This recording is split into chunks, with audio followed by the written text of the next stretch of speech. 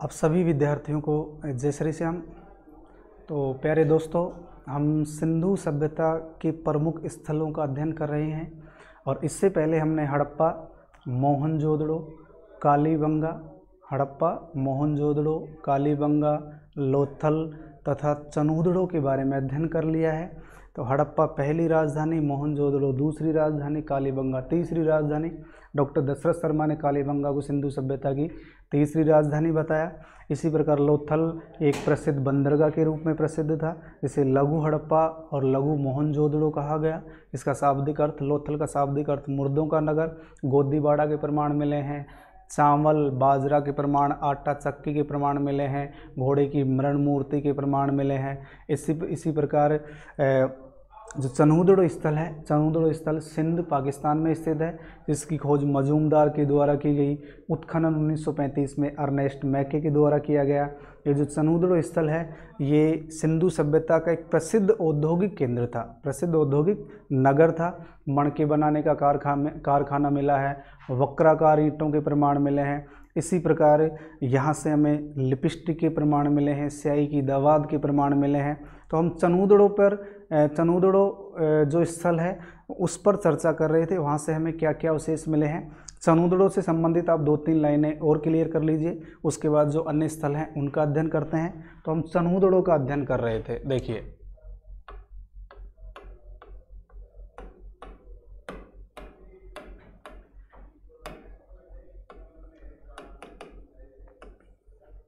देखिए दोस्तों, चनूदड़ो का अध्ययन कर रहे थे।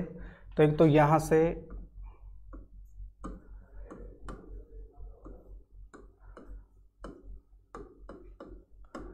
प्राक हड़प्पा,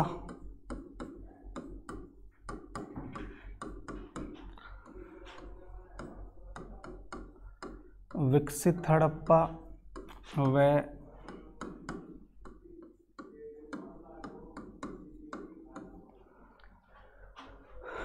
उत्तर हड़प्पा कालीन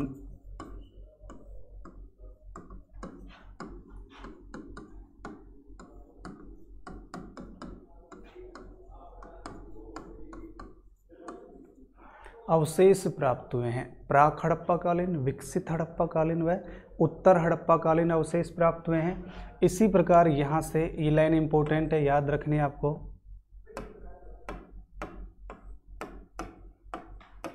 यहाँ से झूकर, झाकर या झांगर,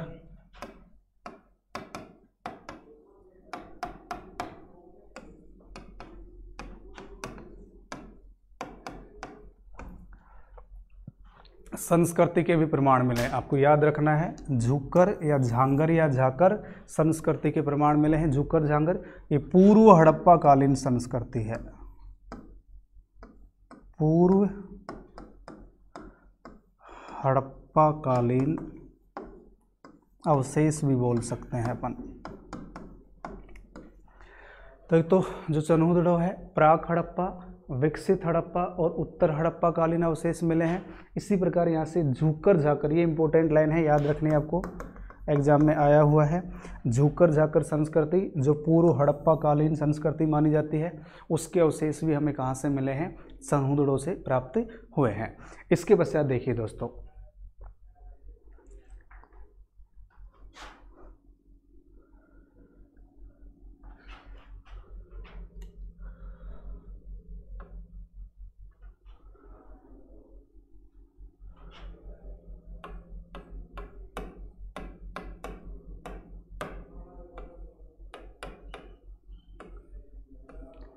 सिंधु सभ्यता का एक अन्य स्थल है रोपड़। सिंधु सभ्यता का एक अन्य स्थल है रोपड़।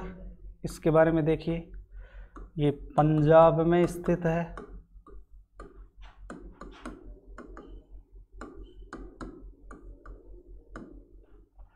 और यदि नदी की बात करें,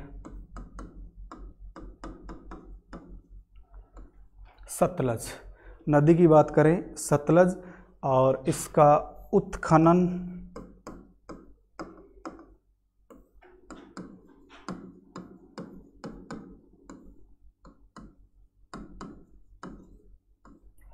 यज्ञदत्त शर्मा के द्वारा किया गया। रोपड़ जो पंजाब में स्थित है, नदी सतलज, और इसका उत्खनन किसके द्वारा किया गया? यज्ञदत्त शर्मा के द्वारा। अब देखिए यहाँ से हमें किस किस के प्रमाण मिले हैं। एक तो यहाँ से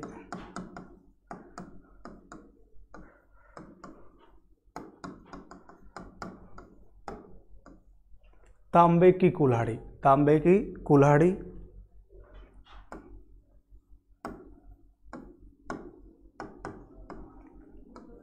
मृद भांड के अवशेष, और ये जो मृद भांड हैं ये कुषाण कालीन गुप्त कालीन माने गए हैं। कुषाण कालीन व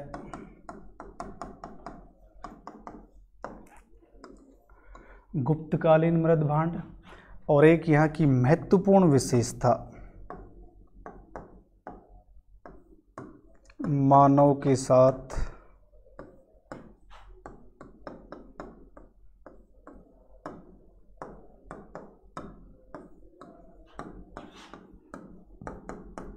सबसे महत्वपूर्ण लाइन है इस टॉपिक की या इस स्थल की, मानव के साथ कुत्ता दफनाने का प्रमाण। मानव के साथ कुत्ता दफनाने का प्रमाण हमें कहाँ से मिला है? रोपड़। और एक सिंधु सभ्यता का एक स्थल है, सिंधु सभ्यता का एक स्थल है, यहाँ से मानव के साथ कुत्ता दफनाने का प्रमाण मिला है। आप इसी में एक लाइन और याद रख सकते हैं, नवपाषाण काल का एक स्थल है बुर्ज होम, नवपाषाण काल का स्थल है, इसे अपन यहाँ नोट करते हैं। देखिए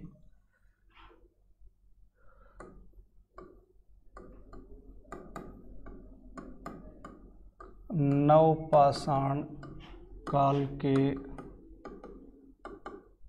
स्थल जिसका नाम है बुर्ज होम, ये अलग है। बुर्ज होम से भी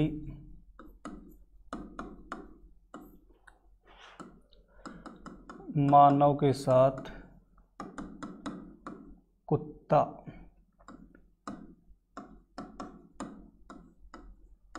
दफनाने का प्रमाण मिला है। तो दोस्तों दोनों क्वेश्चन अलग हैं। अगर नवपाषाण कालीन स्थल की बात करें तो कौन सा होगा? बुर्ज होम। कौन सा स्थल होगा आपका? बुर्ज होम। लेकिन यदि सिंधु घाटी सभ्यता के स्थल के बारे में बात करें, सिंधु घाटी सभ्यता का कौन सा स्थल था, कौन सा स्थल है जहां से मानव के साथ कुत्ता दफनाने का प्रमाण प्राप्त हुआ है? तो आपका जो रोपड़ है, रोपड़ कहाँ स्थित है? पंजाब में। नदी की बात करें सतलज, उत्खनन किसके द्वारा किया गया? यज्ञदत्त शर्मा के द्वारा। यहाँ से हमें क्या क्या मिला है? तांबे की कुल्हाड़ी, मृद भांड, कुषाण व गुप्तकालीन, मानव के साथ कुत्ता दफनाने का प्रमाण प्राप्त हुआ है। इसके पश्चात देखिए दोस्तों,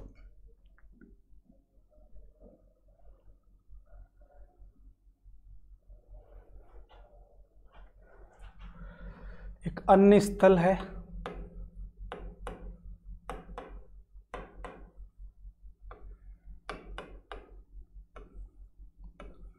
बनावली। एक अन्य स्थल है जिसका नाम क्या है? बनावली। और ये जो बनावली है ये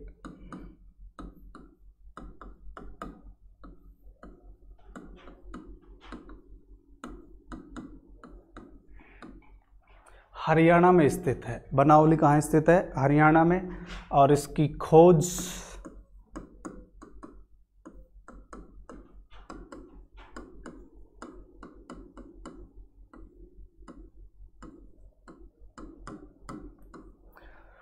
R.S. विष्ट द्वारा की गई। इसकी खोज R.S. विष्ट द्वारा की गई। अब ये जो बनावली है, बनावली क्यों प्रसिद्ध है? एक तो यहाँ से मिट्टी का बना हुआ हल और जौ के प्रमाण प्राप्त हुए हैं। देखिए इंपॉर्टेंट है दोनों बिंदु। यहाँ से मिट्टी का हल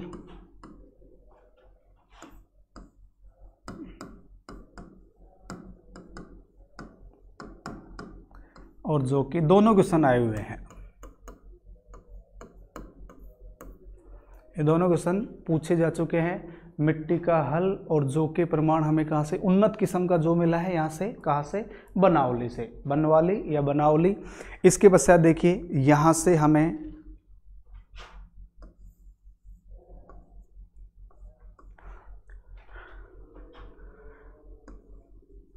एक तो जल निकास प्रणाली का अभाव देखने को मिलता है।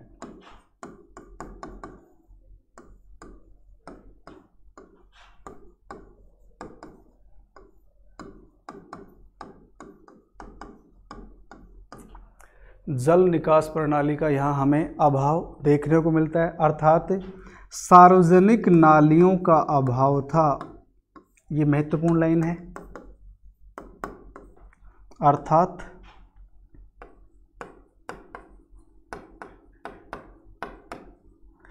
सार्वजनिक नालियों का अभाव था, जो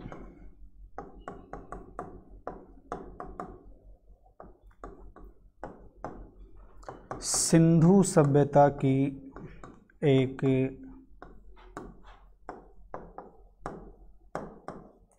महत्वपूर्ण विशेषता थी। ये फैक्ट हैं, छोटे छोटे स्थल है, कहाँ कहाँ से क्या क्या मिला है ये आपको याद रखना है। सिंधु घाटी सभ्यता की प्रमुख विशेषता थी जल निकास, लेकिन जल निकास का यहाँ हमें अभाव देखने को मिलता है। इसीलिए हम कह सकते हैं कि यहाँ सार्वजनिक नालियों का अभाव था, जल निकास प्रणाली का यहाँ अभाव पाया गया। एक महत्वपूर्ण लाइन है और यहाँ से हमें मिट्टी का हल और जौ के प्रमाण प्राप्त हुए हैं। इसके पश्चात देखिए,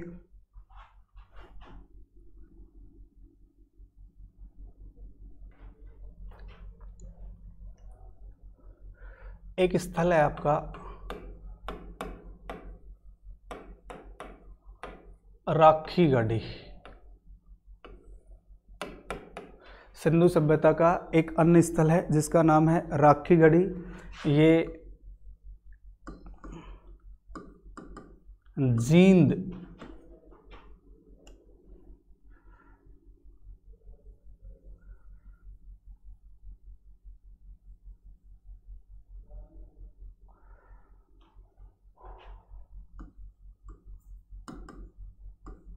जींद जिला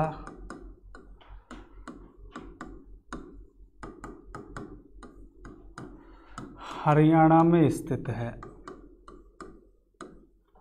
राखी गढ़ी जो स्थल है वो जींद जिला हरियाणा में स्थित है। इसके खोजकर्ता थे रफीक मुगल।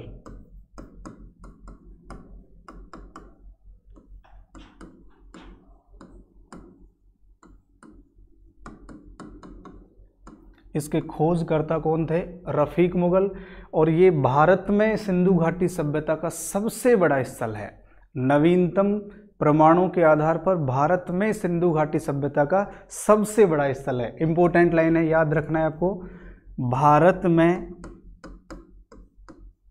खोजा गया, भारत में खोजा गया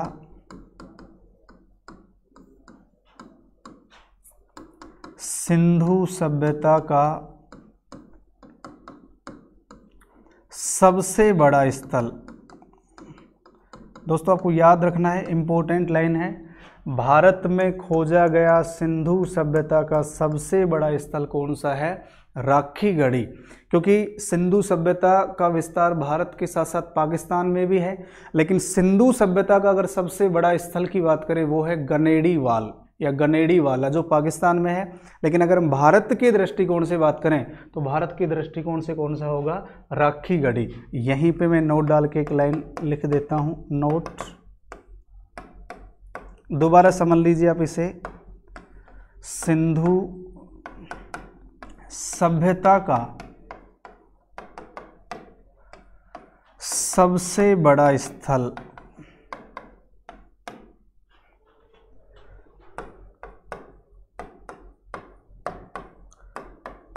गनेड़ी वाल अथवा गनेरी वाला, और ये कहाँ है? पाकिस्तान में। दोस्तों ये दोनों क्वेश्चन अलग हैं, दोनों लाइनें अलग हैं। दोबारा से समझने का प्रयास कीजिए। अगर हम भारत के दृष्टिकोण से बात करें कि भारत में सिंधु घाटी सभ्यता का सबसे बड़ा स्थल कौन सा है, राखीगढ़ी। और इसके बाद भारत की बात करें, सेकंड नंबर पे आता है धोलावीरा। सेकंड नंबर पे कौन सा आता है, भारत के दृष्टिकोण से बात करें, भारत के दृष्टिकोण से बात करें धोलावीरा। लेकिन अगर हम संपूर्ण सिंधु घाटी सभ्यता का अगर अध्ययन करते हैं, संपूर्ण सिंधु घाटी सभ्यता के स्थलों की चर्चा करते हैं, इसमें भारत, पाकिस्तान, अफगानिस्तान तीनों को शामिल करके यदि हम बात करें, तो सबसे बड़ा जो स्थल है वो कौन सा है, गनेरीवाल अथवा गनेरीवाला, जो कहाँ स्थित है आपका, पाकिस्तान में। कहाँ स्थित है, पाकिस्तान में। तो दोस्तों ये है आपका राखीगढ़ी। इसके बाद हम बात करते हैं धोलावीरा की। इसके बाद हम बात करेंगे धोलावीरा। देखिए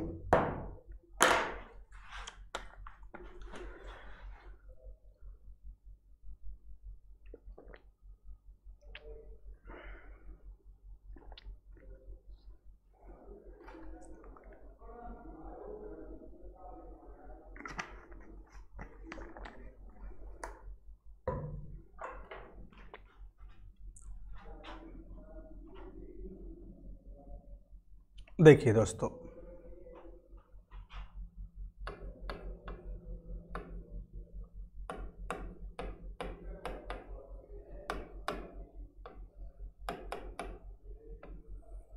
धोलावीरा गुजरात में है, कच्छ जिला,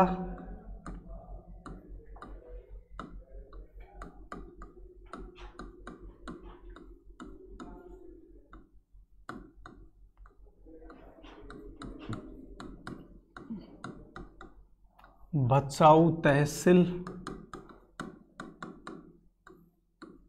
गुजरात में स्थित है। धोलावीरा कच्छ जिला, भचाऊ तहसील और गुजरात में स्थित है। धोलावीरा का सबसे बड़ा महत्व क्या है, देखिए, एकमात्र स्थल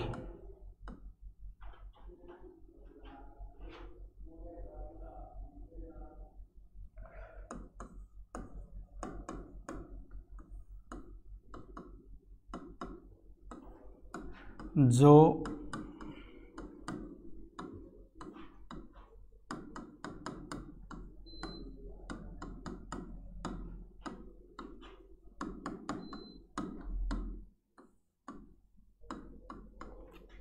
तीन भागों में विभाजित था। सबसे महत्वपूर्ण लाइन है दोस्तों ये।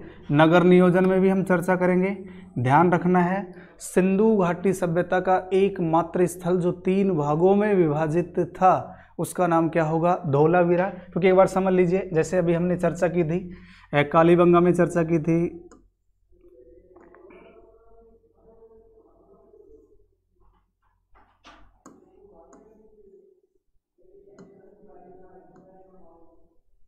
देखिए संपूर्ण नगर नियोजन का यदि हम अध्ययन करेंगे तो दो भागों में अध्ययन करते हैं। एक तो ये दुर्ग टीला आपका, ये है दुर्ग टीला, ये है नगर टीला। ये अपेक्षाकृत नीचा भाग होता था और ये अपेक्षाकृत ऊंचा भाग होता था। इसी प्रकार ये कौन सी दिशा में स्थित, पश्चिमी दिशा में स्थित, और ये कौन सी दिशा में स्थित, पूर्वी दिशा में स्थित या पूर्वी भाग में स्थित।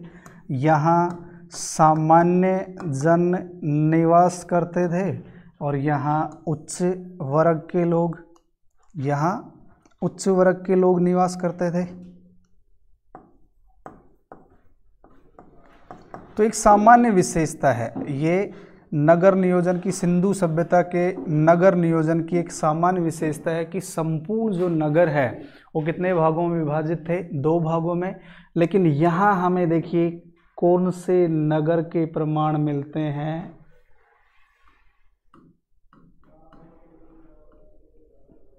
मध्यम नगर। ये आपको याद रखना है, ये कई बार एग्जाम में रिपीट हो चुका है, कई बार पूछा जा चुका है। देखिए यहाँ इसका अध्ययन हम आगे डिटेल से करने वाले हैं और मैं समझा दूंगा दोबारा। तो ये एकमात्र स्थल है जो तीन भागों में विभाजित था। धोलावीरा एकमात्र ऐसा स्थल है जो तीन भागों में विभाजित था। तो हम यहाँ एक लाइन नोट कर सकते हैं, यहाँ से हमें मध्यम नगर के प्रमाण मिले हैं, तो हम यही नोट कर लेंगे। देखिए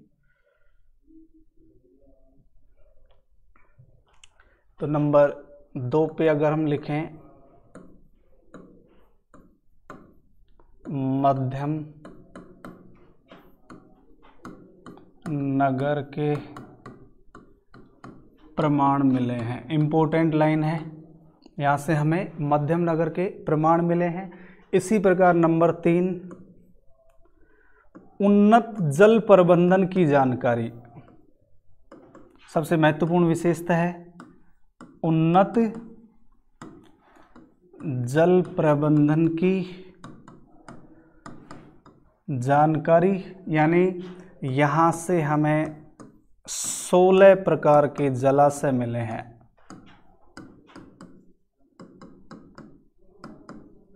जिन्हें कृत्रिम जलाशय कहा जाता है, कृत्रिम जलाशय के प्रमाण।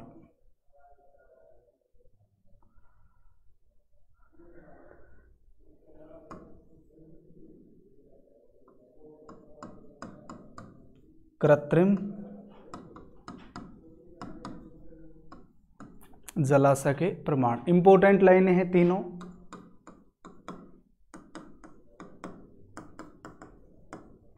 तो उन्नत जल प्रबंधन की जानकारी हमें कहाँ से मिलती है? धोलावीरा से।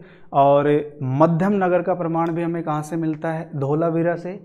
इसके पश्चात देखिए नंबर 5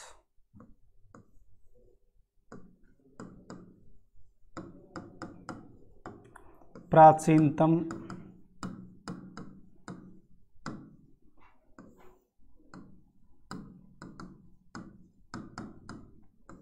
स्टेडियम के प्रमाण, यहाँ से हमें प्राचीनतम स्टेडियम के प्रमाण मिले हैं।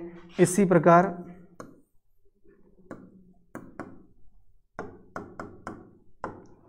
प्राचीनतम सूचना पट अथवा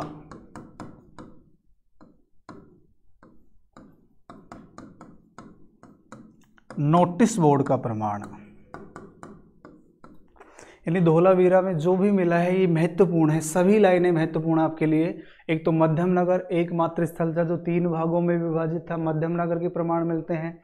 उन्नत जल प्रबंधन की जानकारी मिलती है, 16 प्रकार के जलाशय, कृत्रिम जलाशय की जानकारी। एक ये भी इम्पोर्टेंट है, एग्जाम में पूछा जा चुका है, प्राचीनतम स्टेडियम के प्रमाण, प्राचीनतम स्टेडियम के प्रमाण और प्राचीनतम सूचना पट अथवा नोटिस बोर्ड के प्रमाण भी हमें कहाँ से मिले हैं? धोलावीरा से। ये 4-5 लाइनें हैं धोलावीरा से संबंधित। इसके बाद देखिए नेक्स्ट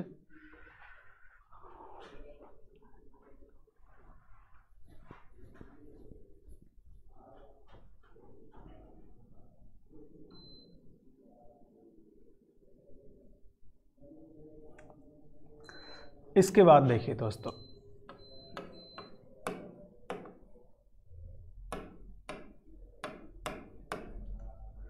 सुरकोटड़ा।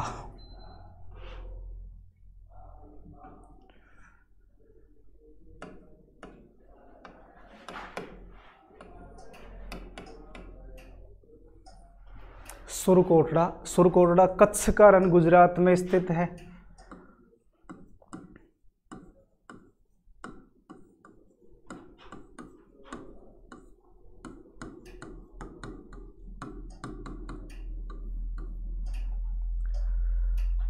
सुरकोटड़ा कहाँ है? कच्छ का रण गुजरात में। और यहाँ से महत्वपूर्ण अगर हम बिंदु की बात करें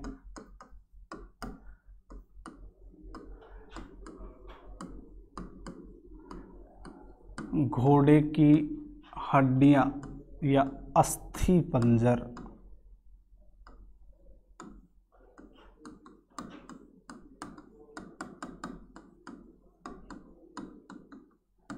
इम्पोर्टेंट क्वेश्चन है। यद्यपि सिंधु सभ्यता के जो निवासी थे वो घोड़े से परिचित नहीं थे, लेकिन घोड़े की हड्डियां हमें कहाँ से मिली हैं? सुरकोटड़ा से। इसी प्रकार यहाँ से हमें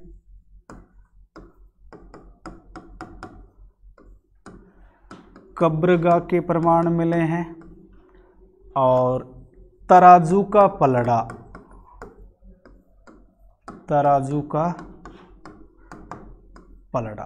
कब्रगाह और तराजू का पलड़ा का प्रमाण कहाँ से मिला है? सुरगोडा। छोटी छोटी बातें फैक्ट हैं, इनको आप साथ साथ रिवाइज करते रहें, क्योंकि कोई ज़रूरी नहीं है कि हड़प्पा, मोहनजोदड़ो, कालीबंगा या लोथल से ही क्वेश्चन पूछा जाता है। ये छोटी छोटी हैं लेकिन इनमें महत्वपूर्ण विशेषताएँ हैं, इनका भी हमें साथ साथ अध्ययन करना है। इसके पश्चात देखिए,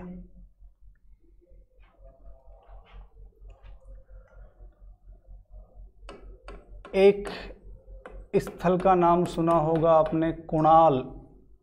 कुणाल, और ये कुणाल कहाँ है? हरियाणा में। कुणाल कहाँ है? हरियाणा।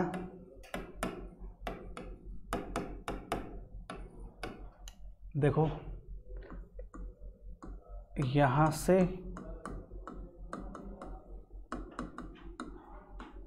चांदी के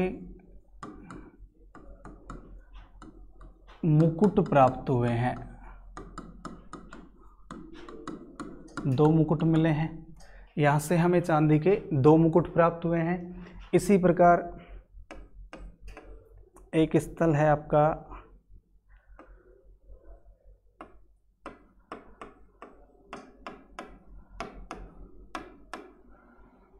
अल्लादीनो। एक स्थल कौन सा है? अल्लादीनो। ये पाकिस्तान में है और ये सबसे छोटा स्थल माना जाता है। सिंधु सभ्यता का सबसे छोटा स्थल माना जाता है। अल्लादीनो सिंधु सभ्यता का सबसे छोटा स्थल माना जाता है। तो दोस्तों, ये सिंधु सभ्यता से संबंधित कुछ स्थल हैं जिनका हमने डिटेल से अध्ययन करने का प्रयास किया है। इनसे संबंधित जो भी महत्वपूर्ण विशेषताएं हैं, जो भी आपको अवशेष मिले हैं, आप इनका 2 से 4 बार रिवाइज कीजिए। ये सारी चीज़ें याद हो जाएंगी, क्योंकि केवल फैक्ट आप पढ़ते हैं, फैक्टों से काम चलने वाला नहीं है।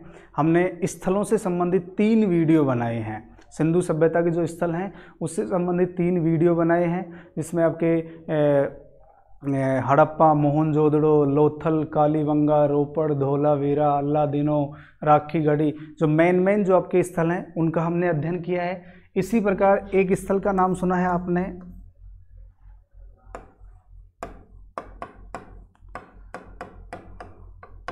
सुरतगोई। हमने चर्चा भी की थी। ये स्थल कहाँ है आपका? अफगानिस्तान में। सुरतगोई जो स्थल है वो कहाँ स्थित है आपका? अफगानिस्तान में। यहाँ से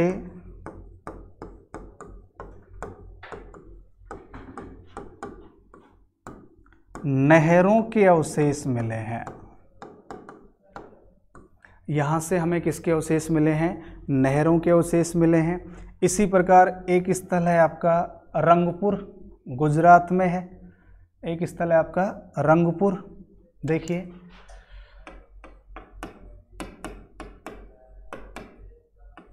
रंगपुर गुजरात में है।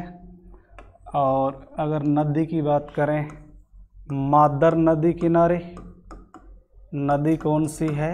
मादर। और यहाँ से हमें धान की भूसी,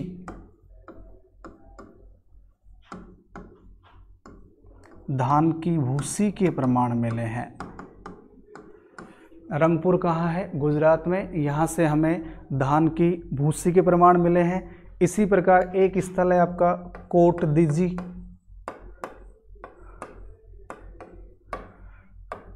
कोटदीजी ये कहाँ है? पाकिस्तान में।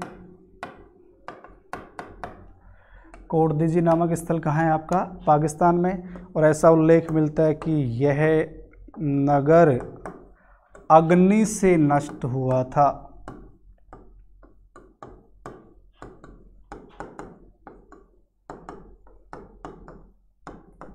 ये जो नगर है अग्नि से नष्ट हुआ था। कौन सा स्थल? कोटदीजी। और यहाँ पत्थर की नींव से बने हुए मकानों के प्रमाण मिले हैं।